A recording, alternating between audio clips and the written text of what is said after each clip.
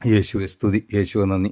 പ്രിയ മാതാപിതാക്കളെ, സഹോദരി സഹോദരന്മാരെ, ഇന്ന് നമ്മൾ കേൾക്കുന്ന വചനഭാഗം ഉൽപ്പത്തി പുസ്തകം അദ്ധ്യായം 29.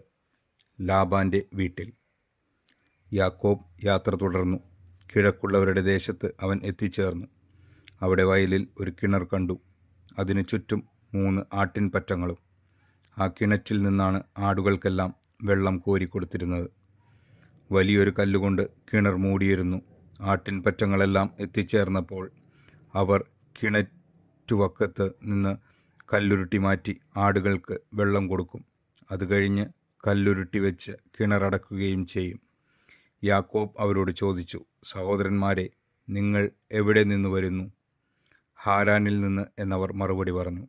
അവൻ വീണ്ടും ചോദിച്ചു, നിങ്ങൾ നാഹോറിൻ്റെ മകൻ ലാബാനെ അറിയുമോ? അറിയും എന്നവർ പറഞ്ഞു. അവന് സുഖമാണോ? അവൻ ചോദിച്ചു. അതെ, അവർ പറഞ്ഞു. ഇതാ, അവൻ്റെ മകൾ റാഹേൽ ആടുകളുമായി വരുന്നു. അവൻ പറഞ്ഞു, പകൽ ഇനിയും ഏറെയുണ്ടല്ലോ. ആടുകളെ ആലയിലാക്കാൻ നേരമായിട്ടില്ല. ആടുകൾക്ക് വെള്ളം കൊടുത്ത് അവയെ കൊണ്ടുപോയി തീറ്റുക. അവർ പറഞ്ഞു, അങ്ങനെയല്ല.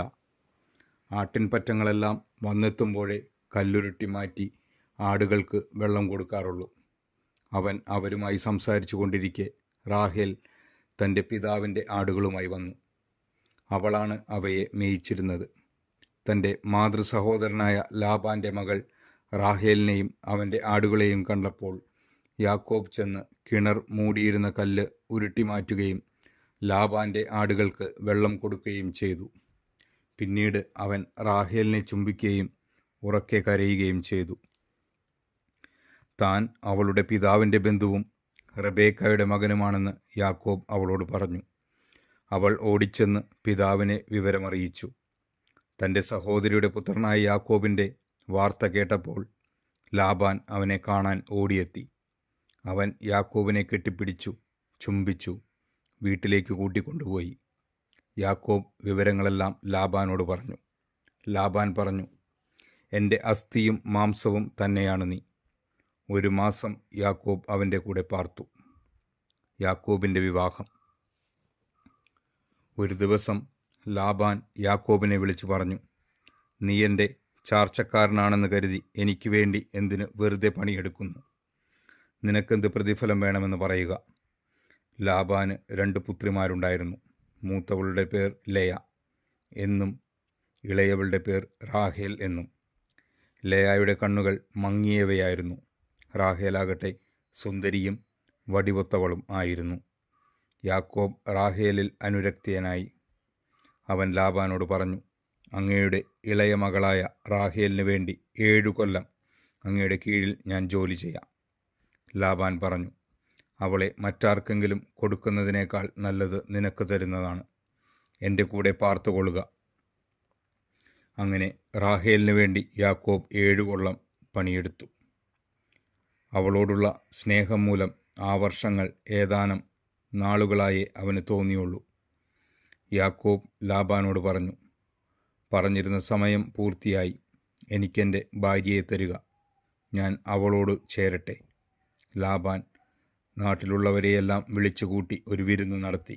രാത്രിയായപ്പോൾ അവൻ തൻ്റെ മകൾ ലേയായെ യാക്കോബിൻ്റെ അടുത്തേക്ക് കൊണ്ടുചെന്നു. അവൻ അവളോടുകൂടെ ശയിച്ചു. ലാബാൻ ലേയായ്ക്ക് പരിചാരികയായി തൻ്റെ അടിമയായ സിൽഫായെ കൊടുത്തു. നേരം വെളുത്തപ്പോൾ ലേയായെയാണ് തനിക്ക് ലഭിച്ചതെന്ന് അവൻ മനസ്സിലാക്കി. അവൻ ലാബാനോട് പറഞ്ഞു, എന്താണ് അങ്ങീ ചെയ്തത്? റാഹേലിന് വേണ്ടിയല്ലേ ഞാൻ പണിയെടുത്തത്? എന്നെ ചതിച്ചത് എന്തിന്? ലാബാൻ പറഞ്ഞു, മൂത്തവൾ നിൽക്കെ ഇളയവളെ പറഞ്ഞയക്കുക ഞങ്ങളുടെ നാട്ടിൽ പതിവില്ല. ഇവളുടെ വിവാഹവരം പൂർത്തിയാകട്ടെ. അതിനുശേഷം ഇളയവളെയും നിനക്ക് തരാം. 7 വർഷത്തേക്ക് കൂടി നീ എനിക്ക് വേല ചെയ്യണം.